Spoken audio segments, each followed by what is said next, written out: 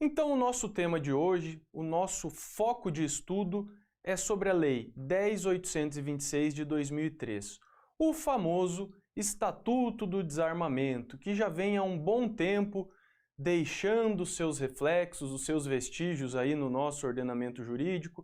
À época, causou muita polêmica, nós tivemos alguns institutos ali que foram muito questionados naquela ocasião, e não raro, nós ainda temos nos dias de hoje uma série de reflexos que vem sendo trazido tanto pela lei ordinária quanto pela jurisprudência. Então, nesse encontro nós vamos ver pontos cruciais dentro do Estatuto, sobretudo falando da parte criminosa. Bem, o tema arma, ele por si só é muito polêmico, especialmente para você que quer fazer um concurso da área policial. Por quê? Porque você quer saber qual arma você pode ter em casa, qual arma você pode portar, enfim. Apesar disso gerar muita curiosidade, todas essas diretrizes e essas normativas, elas ficam por conta de um decreto presidencial, este que não é o nosso objeto da aula de hoje. O nosso foco hoje é justamente falar sobre as diretrizes do Estatuto do Desarmamento e os seus respectivos crimes. Legal? Então olha só, a nossa lei de análise é a Lei 10.826 de 2003. E já de antemão eu quero quebrar alguns paradigmas com você. Olha só, com relação à arma de airsoft, o Estatuto se aplica com relação a esse tipo de armamento? Não, não se aplica. E com relação à arma de pressão? Não, também não se aplica. Por quê?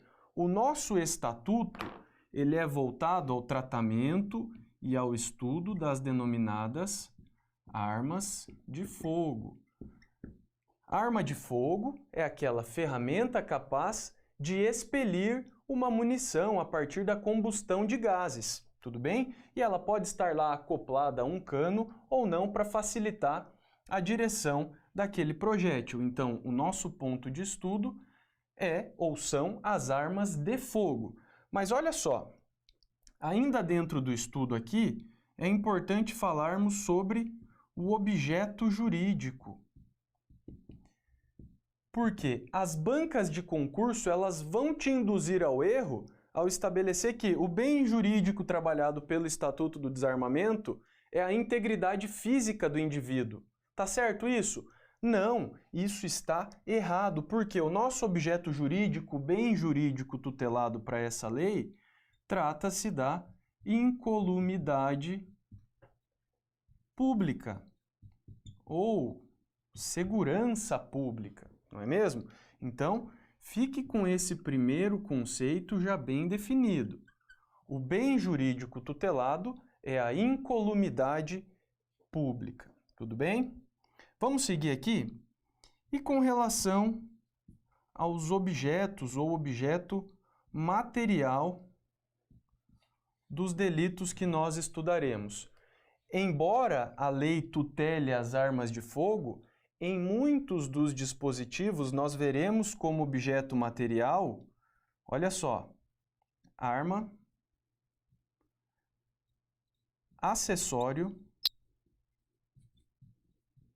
ou a munição. Então, gente, cuidado com a pegadinha. Porque a tutela para o Estatuto do Desarmamento ela pode vir embasada numa arma de fogo, num acessório, por exemplo, uma mira laser, um silenciador, ou a munição apta a ser acoplada no armamento para produzir o disparo. Tranquilo? Então, estes são os nossos focos iniciais da aula. Objeto jurídico, incolumidade pública, e o objeto material do delito, arma, acessório ou munição. Tranquilo? E a partir desta parte introdutória, nós já nos credenciamos à análise específica dos tipos penais. Então vamos passar para o artigo 12? Olha só, vem comigo na tela. Possuir ou manter sob sua guarda arma de fogo, acessório ou munição de uso permitido em desacordo com determinação legal ou regulamentar, no interior de sua residência ou dependência desta, ou ainda no seu local de trabalho, desde que seja o titular ou o responsável legal do estabelecimento ou empresa. Então vem comigo aqui. Para a gente analisar o artigo 12, nós precisamos passar pela análise dos elementos que constituem o tipo. Então, olha só, a tutela aqui do artigo 12 diz respeito àquela pessoa que tem em casa, que possui sob a sua responsabilidade ou no seu local de trabalho uma arma de fogo, acessório ou munição. Corriqueiramente, nós vemos a arma de fogo, né, gente? Então, olha só, aqui nós vamos falar, então, o indivíduo que possui arma na sua residência ou nas dependências destas, ou ainda no local de trabalho. Mas olha só, para nós considerarmos o local de trabalho, é preciso que o indivíduo seja o titular do estabelecimento. Tranquilidade? Ok. Quando a gente fala em residência, o que se compreende por residência? Olha só, aí naturalmente a jurisprudência precisa se manifestar sobre o tema. E sob residência ou por residência, vamos colocar aqui, vamos fazer um corte em residência urbana e a residência rural. Por residência urbana, entende-se qualquer local da casa, qualquer local, qualquer adjacência. E aí nós podemos compreender, por exemplo, o jardim, o quintal, a garagem, enfim, tudo aquilo que está dentro dos limites particulares da residência. Fácil. Quando nós falamos em ambiente rural, e aí nós podemos ter um âmbito maior de propriedade, do termo, do conceito de propriedade, olha só, essa questão ela é trazida lá pelo artigo 5º, parágrafo 5º do Estatuto do Desarmamento. E aí eu quero convidar você para a leitura desse artigo 5º, parágrafo 5º. Olha só. Aos residentes em área rural, para os fins do disposto no caput desse artigo, considera-se residência ou domicílio toda a extensão do respectivo imóvel rural. Olha que legal, aqui nós já temos uma novidade. Então você já deixa isso anotado no seu material, você pode colocar aí toda a extensão do imóvel rural. Tranquilo? Olha só, disposição que é trazida, complementação normativa que vem do texto da própria lei, beleza? E aí quando a gente fala em local de trabalho, trata-se da empresa, onde o indivíduo exerce as suas funções habituais. Mas olha só, para ele poder possuir a arma naquele estabelecimento, ele precisa ser o titular desse estabelecimento. Como é que eu confiro se ele é o titular? Simples. Olha o contrato social. Tudo bem? Para verificar se ele tem poderes de sócio, de gerência, se ele compõe aquele quadro social da empresa. Tudo bem? Tranquilo? E olha só, outro elemento que é imprescindível. Não basta tão somente o indivíduo comprar uma arma e ter na sua residência ou local de trabalho sendo ele o titular. É imprescindível que o indivíduo tenha o registro. Tudo bem? Para o indivíduo poder possuir a arma no seu local de trabalho ou na sua empresa, é imprescindível o registro dessa arma, beleza? Sem o registro, nós podemos enquadrar o cidadão noutro diploma normativo. Tudo bem? Tranquilo? Joia? Então, é imprescindível. A análise do artigo 12 aqui passa pelo dispositivo do registro da arma de fogo. Não tem o registro. Tô com a arma na minha residência ou no meu local de trabalho. Opa, responde pelo artigo 12. Tenho o registro da arma. Opa, posso tê-la em casa ou no meu local de trabalho. Faça essa separação. Se você tem o devido registro, você não incorre na conduta do artigo 12. A conduta do artigo 12 passa pela ausência do registro. Tudo bem? Beleza?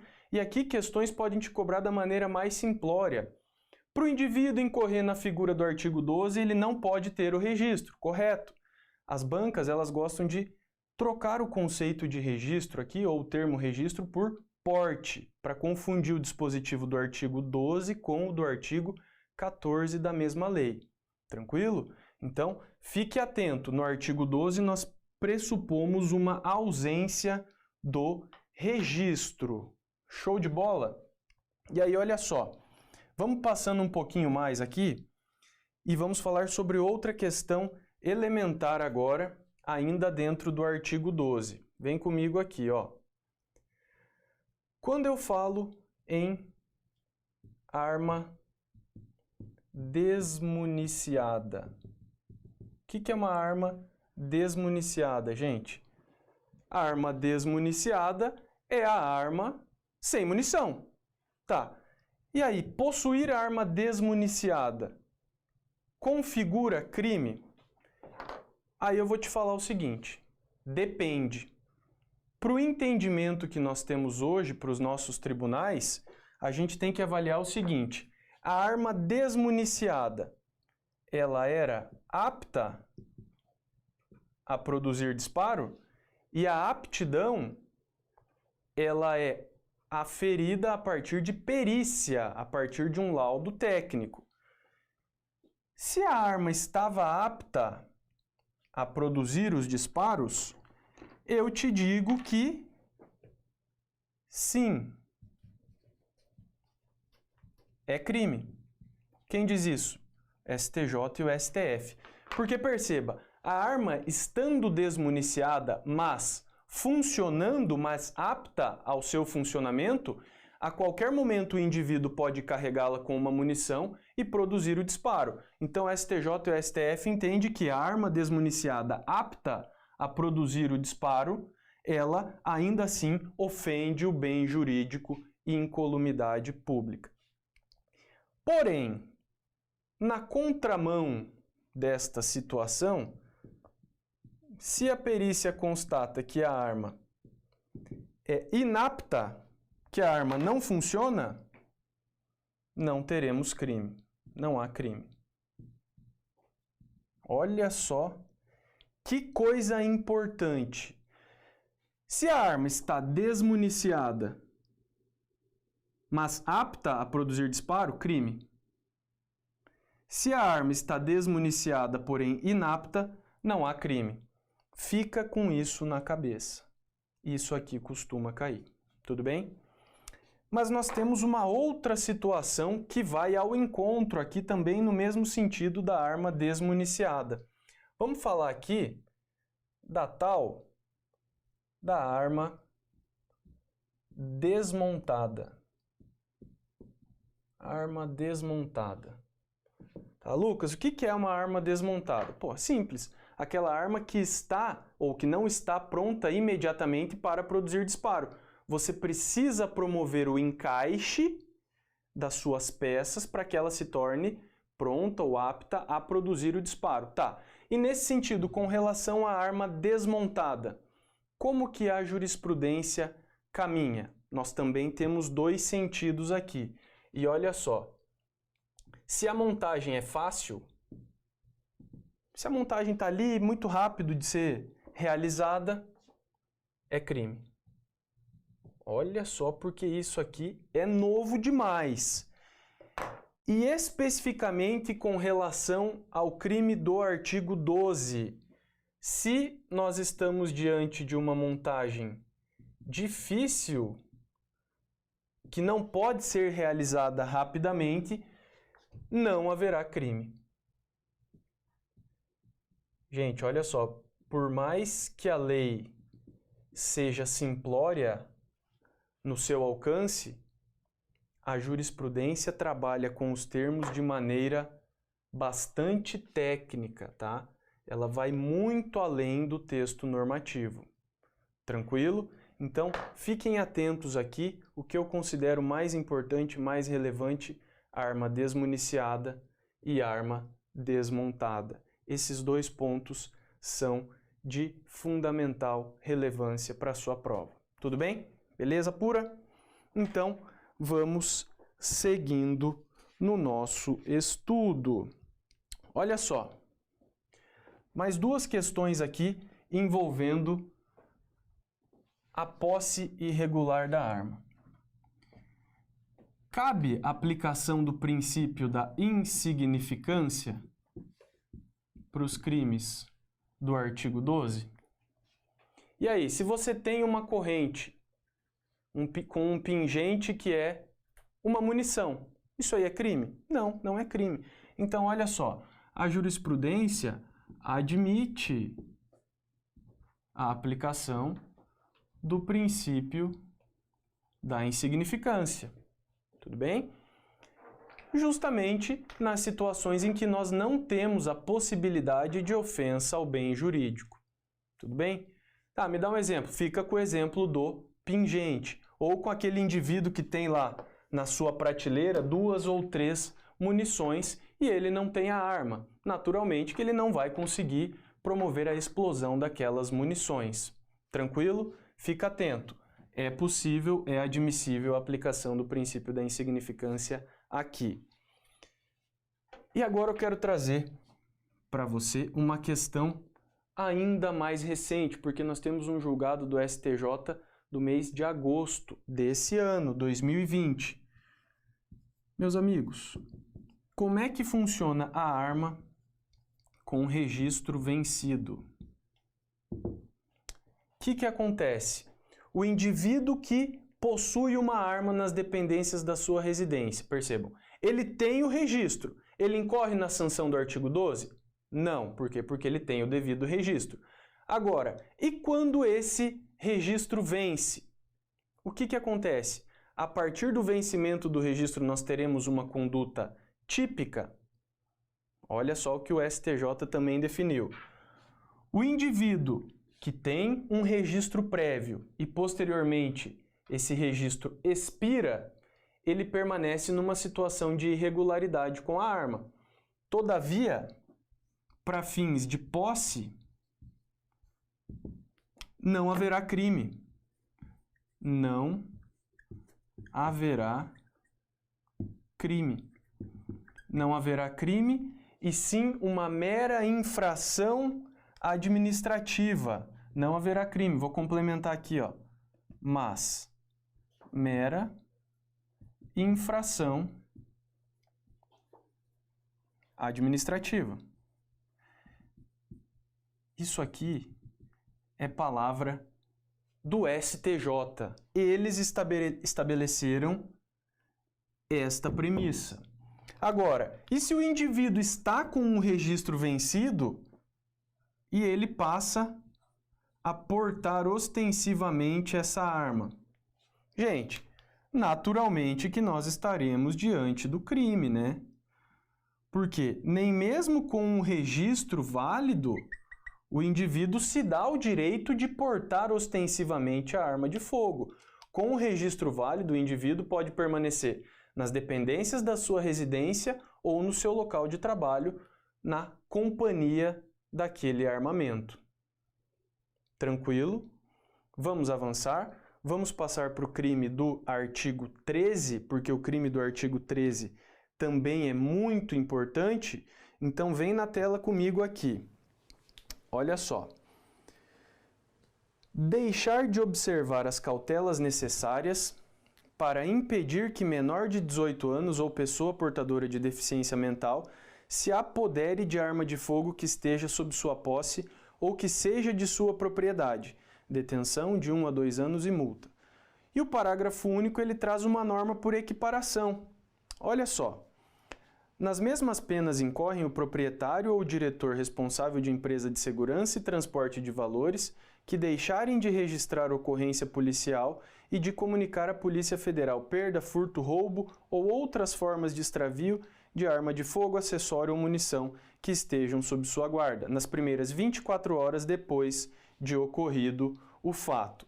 E aí eu quero chamar a sua atenção para o seguinte: a conduta prevista aqui no artigo 13 diz respeito ao delito de omissão de cautela.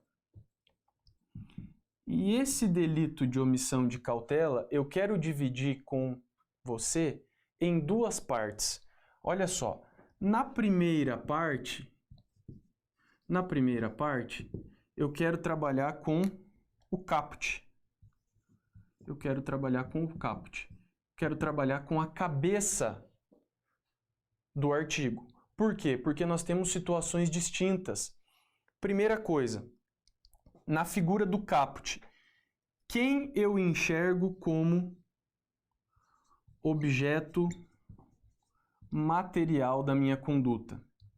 Qual é o objeto necessário para configurar a conduta? Olha só. Deixar de observar as cautelas necessárias ou impedir que menor de 18 anos ou portador de deficiência mental se apodere de arma de fogo. Arma de fogo, só a arma. Então, o objeto material do caput aqui é a arma de fogo. Tá, mas e se eu vacilar? E se eu cheguei em casa e esqueci o carregador da minha arma sobre a mesa e cheguei lá depois, o meu filho estava brincando com aquele carregador? É omissão de cautela do caput? Não, não. Por quê? Aqui não se enquadra o acessório e a munição. O objeto material para esse delito é só a arma de fogo. Fechou? E veja outra coisa também. Quem será o sujeito passivo?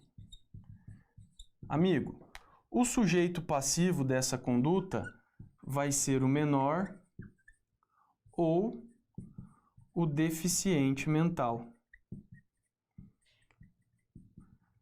A doutrina também considera esse tipo do caput do artigo 13 como um crime que tem a sua natureza culposa por excelência. Então, olha só, o único crime previsto no Estatuto do Desarmamento com uma figura, com uma modalidade culposa, é a omissão de cautela do caput.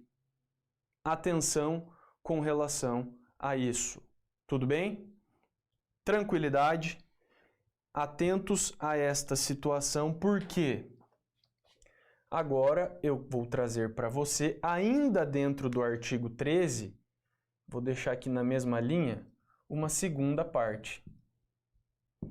A segunda parte, nós vamos trabalhar a figura equiparada, a figura do parágrafo 1º do artigo 13. E aí, olha só, aqui dentro da figura prevista no parágrafo 1º, vamos lá, vamos trabalhar com os mesmos requisitos que nós vimos anteriormente. Qual é o objeto material? Quais são os utensílios necessários para a configuração daquela conduta? Aqui nós trabalhamos com todos os objetos materiais previstos na lei. Aqui nós trabalhamos com arma, aqui vale o acessório e aqui vale a munição. Tá, Lucas, mas da onde que você está tirando isso? Porra, simples, da letra da lei. É a lei quem estabelece isso. No caput, ela só fala em arma de fogo. No parágrafo 1º, ela fala em arma, acessório e munição. E aí, olha só. Quem pratica a conduta do parágrafo 1º? Quem pratica essa conduta? Essa conduta ela vai ser direcionada, nos termos do parágrafo 1º, a... Vamos colocar aqui, ó, que são para duas empresas.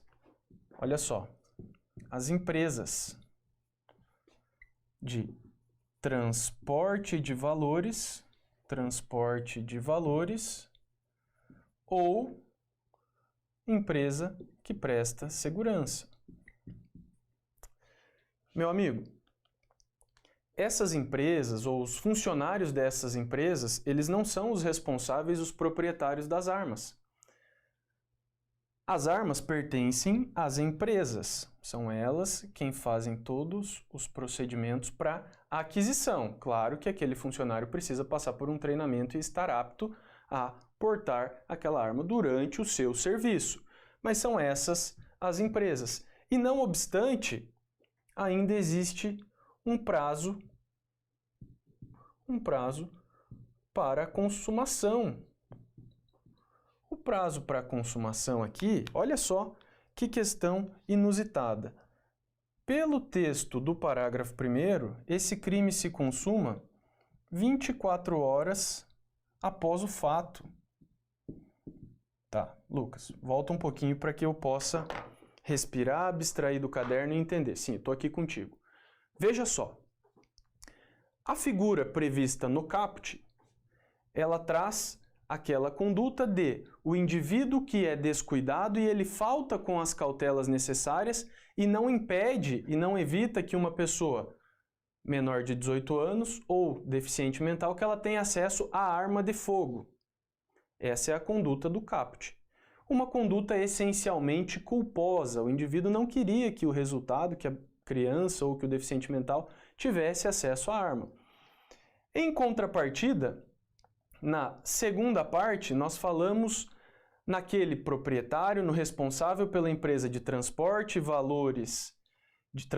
valores e empresa de segurança que não comunica o fato à Polícia Federal ou não registra a ocorrência dentro de 24 horas da ocorrência do fato.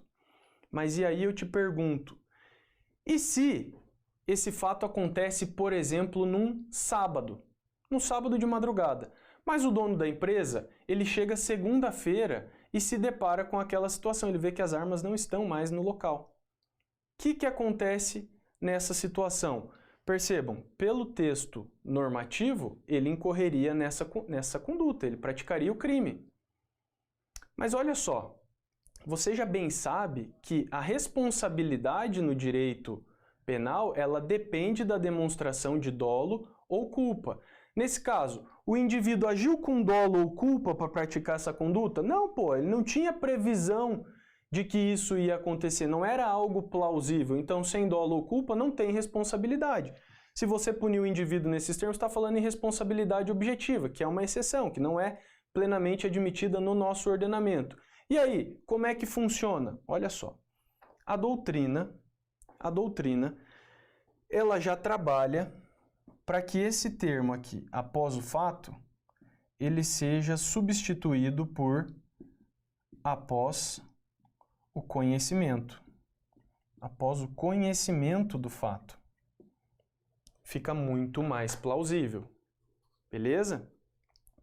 E além disso, esse parágrafo único aqui do artigo 13, ele traz duas situações que em tese seriam necessárias para que o crime aconteça. Não registrar a ocorrência e não comunicar à Polícia Federal. Gente, prevalece pacífico a ideia de que se o indivíduo comunica à Polícia Federal e não registra a ocorrência, não tem crime.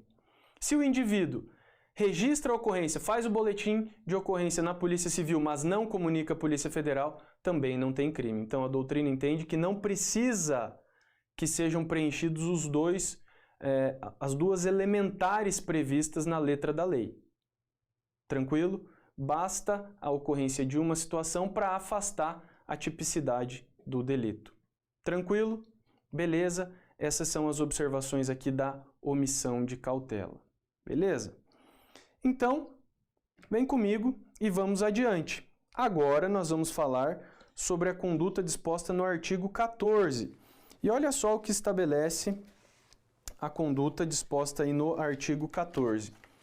Portar, deter, adquirir, fornecer, receber, ter em depósito, transportar, ceder, ainda que gratuitamente, emprestar, remeter, empregar, manter sob guarda ou ocultar, arma de fogo, acessório ou munição de uso permitido, sem autorização e em desacordo com determinação legal ou regulamentar. E aí o parágrafo único vem e estabelece: o crime previsto nesse artigo é inafiançável, salvo quando a arma de fogo estiver registrada no nome do agente. Para a gente já derrubar uma pá de cal nesse dispositivo, esse parágrafo único aqui já foi declarado inconstitucional. Então, você já afasta a incidência dele. Gente, a conduta aqui prevista no artigo 14 trata daquela ideia do porte ostensivo. É o indivíduo que sai dos limites da sua residência, da sua propriedade ou do seu local de trabalho, portando ostensivamente uma arma de fogo. Tudo bem? E aqui eu quero chamar a sua atenção para duas situações. Com relação à arma desmuniciada, vale o mesmo regramento que a gente viu lá no porte, lá na posse. Vale o mesmo regramento. Se o indivíduo está portando uma arma desmuniciada, para a gente avaliar a ocorrência ou não do crime, nós dependemos da análise da prestabilidade daquela arma. Se a arma funciona, perfeito, ok, é crime. Se a arma era imprestável, crime impossível, não há como consumar esse delito. E toma cuidado para mais uma situação, porque o STJ também já decidiu, tá? Olha, isso é importante. O STJ decidiu que esse exame, esse laudo sobre a arma é dispensável. Que o exame é dispensável, beleza? Fica meio complexo, meio difícil de você identificar posteriormente, sem o laudo, se a arma funcionava ou não. Concorda comigo?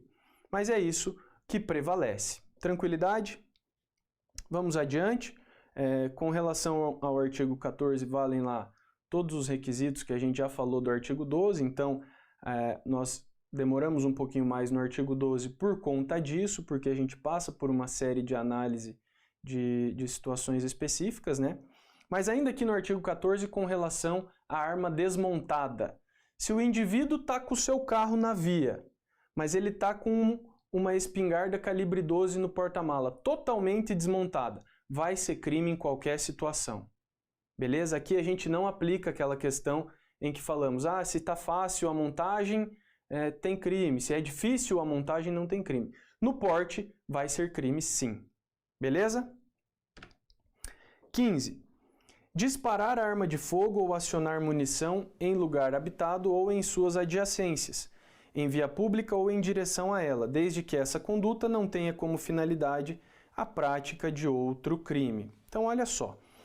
Para a conduta do artigo 15 ser consumada, o indivíduo tem que disparar a arma de fogo ou acionar a munição em um local habitado ou nas suas proximidades, ou em via pública ou em direção a ela. E aí eu já vou te fazer uma pergunta muito simplória. Se o indivíduo dispara com a arma de fogo lá no meio do deserto, no meio do oceano, tem o crime do artigo 15? Não.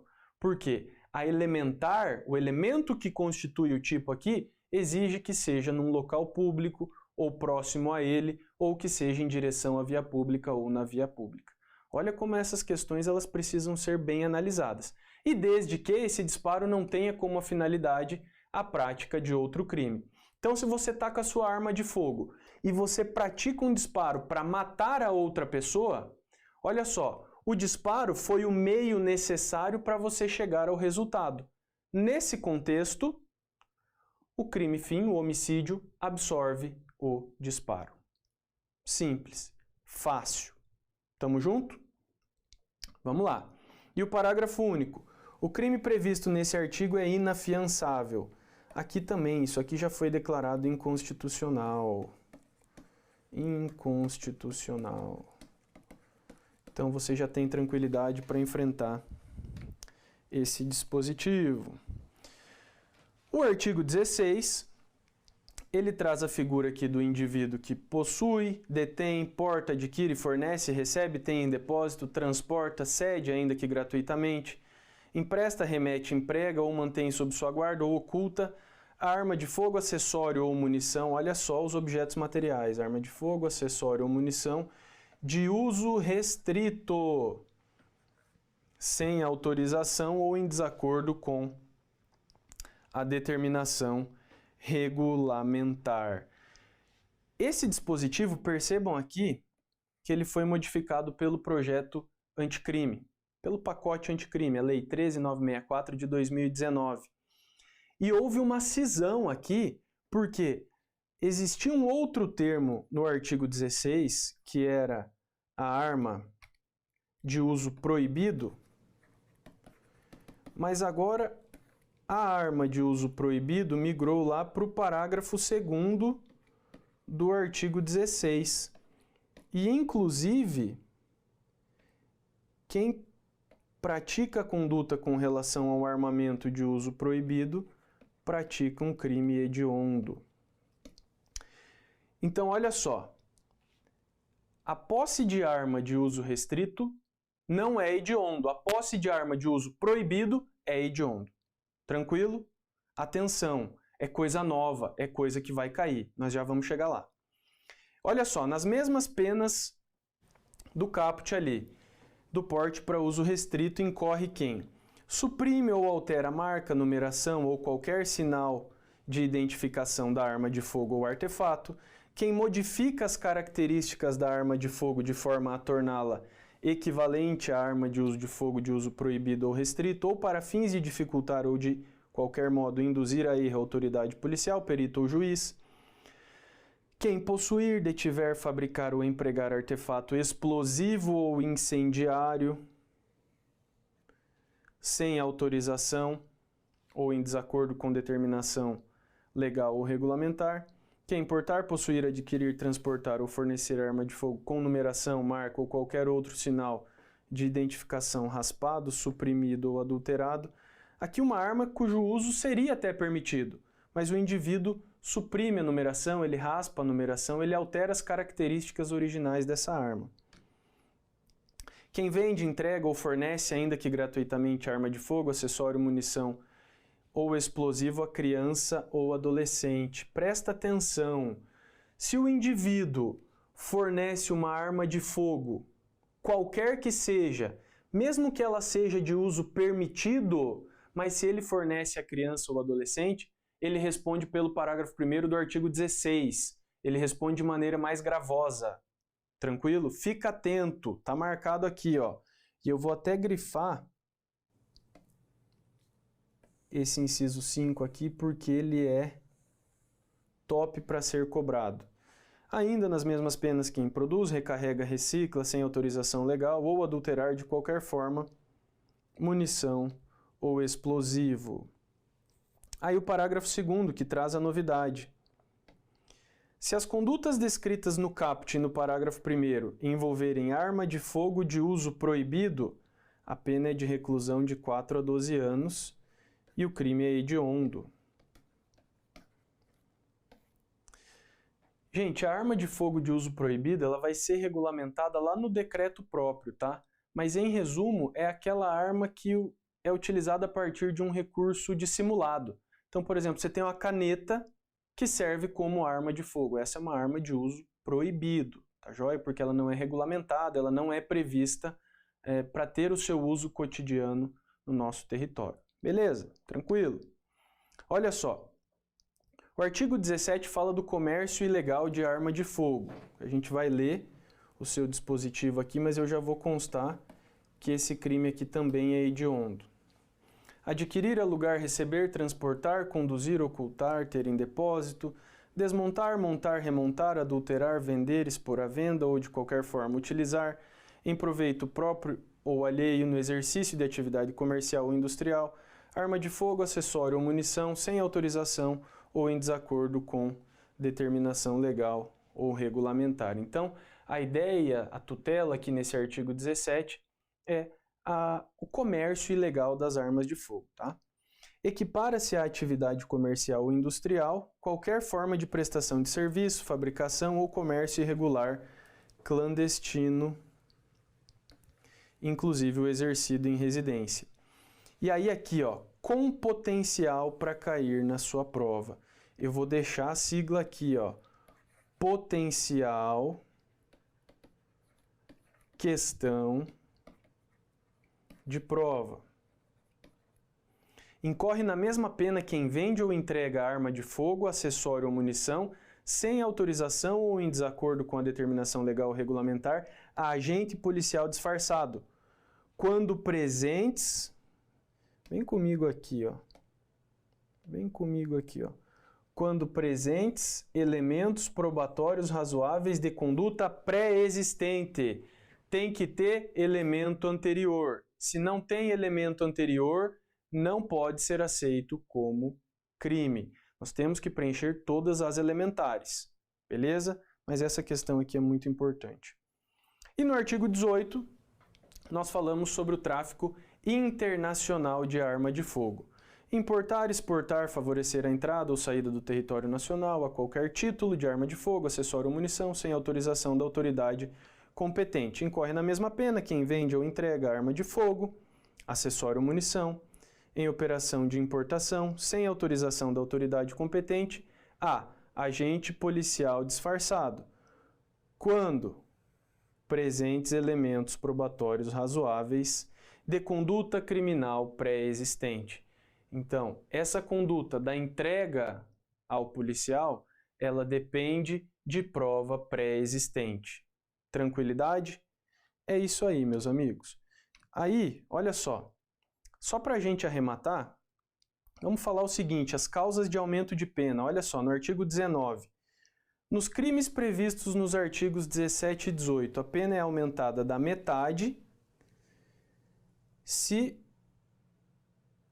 a arma de fogo, acessório ou munição forem de uso proibido ou restrito. Então, presta atenção aqui na letra da lei. Então, a pena do artigo 17 e 18, tá? Tá falando do 17 e 18. A pena é aumentada da metade se a arma de fogo, acessório ou munição forem de uso proibido ou restrito.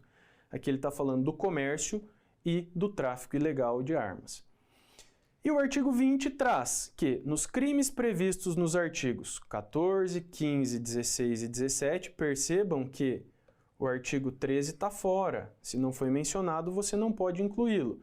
Mas no 14, 15, 16, 17 e 18, a pena é aumentada da metade se forem praticados por integrantes dos órgãos ou empresas referidas no artigo 6º, 7º, 8º dessa lei, ou se o agente for reincidente em crimes desta natureza, tudo bem?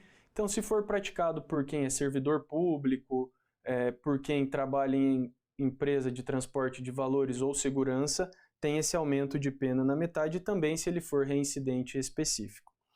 E o artigo 21, que veda a concessão da liberdade provisória, também foi declarado inconstitucional. Muito tranquilo. E dessa forma, nós batemos aqui os crimes envolvendo o Estatuto do Desarmamento.